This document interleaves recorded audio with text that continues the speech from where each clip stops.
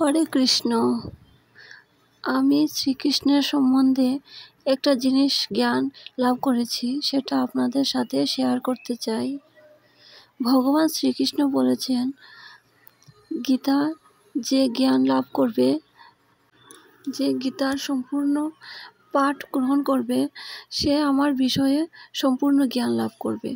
এর মানে হলো গীতাই কৃষ্ণ, গীতাই কৃষ্ণের জ্ঞান, আর গীতাই কৃষ্ণের সব সার, হৃদয় স্বরূপ গীতা। শ্রীকৃষ্ণ বলেছেন, গীতা হচ্ছে আমার পরম গুরু। গীতাকে শ্রীকৃষ্ণ উত্তম স্থান দিয়েছেন।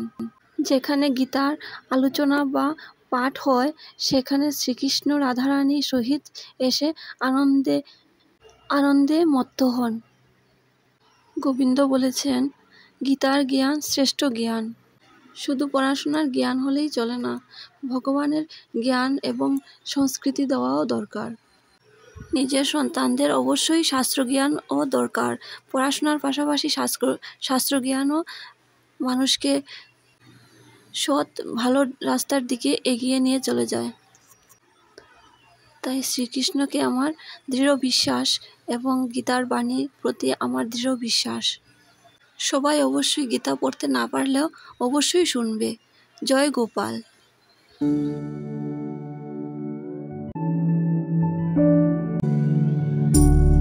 श्यामारी कान्हारी काहे सताई रे, ने जाना मुरली वाली